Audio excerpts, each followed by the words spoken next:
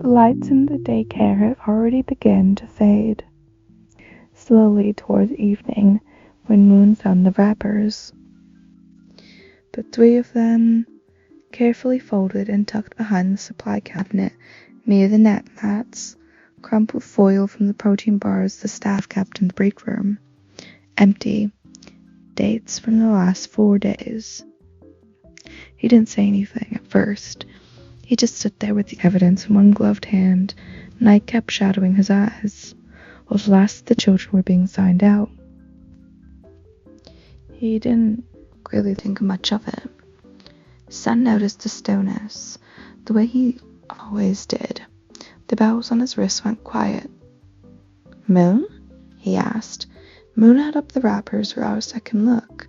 Sun's rays gave a small, sharp twitch. You were sitting on the edge of the ball pit, legs drawn up, scrolling through something on your phone like nothing was wrong. The same way you had every afternoon this week. Same soft smile when they asked how you were. Same, "I'm fine, just busy." Sun's voice stayed bright. The edges had gone thin. "Friend," he called out a little too cheerfully. "Come here for a moment." He looked up and pocketed your phone and walked over. Moon didn't move. He simply opened his hand so you could see what he was holding. The wrappers sat there like quiet accusations. The sun's smile was still in place, but no longer reached his eyes. He rocked once on his heels, then stopped. "You've been giving your lunch away," he said, not a question. "Or not taking it at all." You opened your mouth and closed it again. Moon's voice was lower, almost soft. 4 days, at least. Daycare felt too quiet suddenly. The usual distant hum of the pizza place filtered into the walls, but there was just not much. In here, it was just the three of you, the soft smell of plastic, and the play structures. Sun's hands came together in front of him, fingers twisting once before he forced them still. "We have rules," he said, and the brightness in his tone cracked, just enough to show something underneath. "Proper meals, regular ones. He knows this. You help enforce them with the children." Moon shifted his weight. The little bell on his end of his nightcap gave a muted chime. "You're pale," he said simply, "and you get quiet when you're hungry, quieter than usual." He looked at the floor. The padded surface was scuffed from years of small little feet running across it. Sun exhaled through his teeth, a short, frustrated sound that was nothing like his usual laugh. He turned on his heel and disappeared into the security office for less than a minute. When he came back, he was carrying a sealed tray from the kitchen.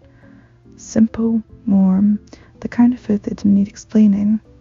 He set it down on the low table near the reading corner like it was some offering of command at the same time. "Sit," he said. So he sat.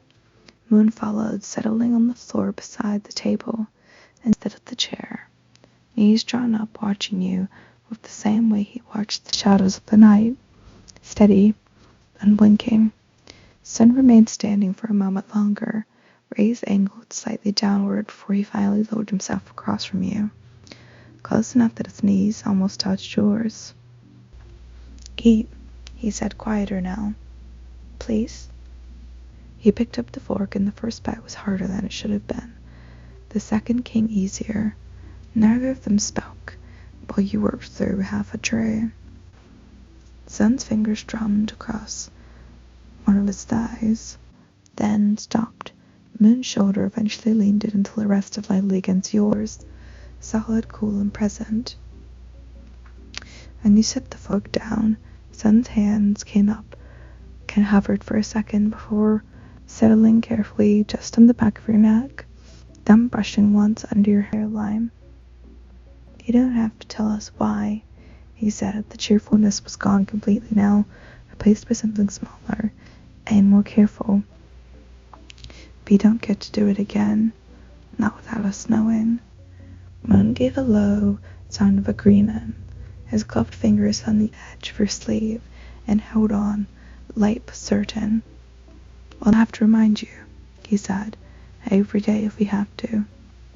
Sen nodded once, "And if you try to hide the wrappers again, I will put a sticker on the ball with your name on it in glitter, large glitter." A weak huff escaped you before you could stop it. Sun's rays lifted a fraction at the sound. Moon's grip on your sleeve just tightened slightly.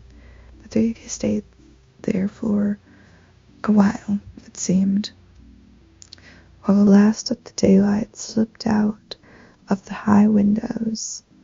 The tray slowly but surely emptied.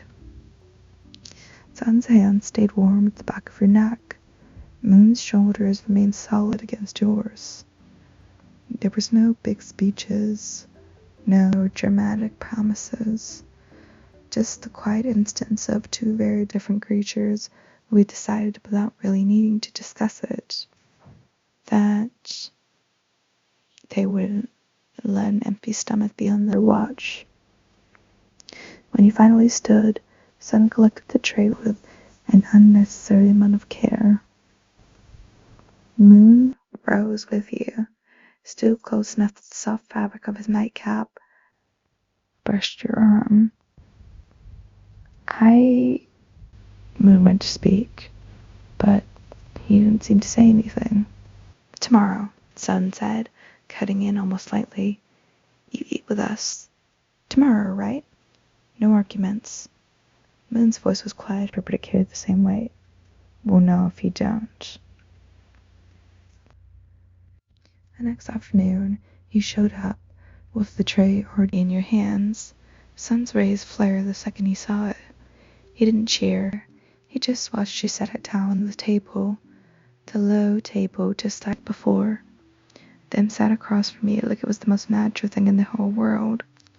Moon was already there, nightcap slightly askew, one knee drawn up. He didn't speak. He only reached out and nudged the water bottle closer to your hand. You ate slower this time. Sun's foot trapped once under the table, once still. Moon's shoulder found yours again, solid, cool, and stayed. When the tray was finally empty, Sun collected it without a word. His fingers brushed the back of your wrist on the way, quick, warm, and deliberate. Moon's voice came quiet behind your ear. "Tomorrow, too." You nodded, and neither of them moved away.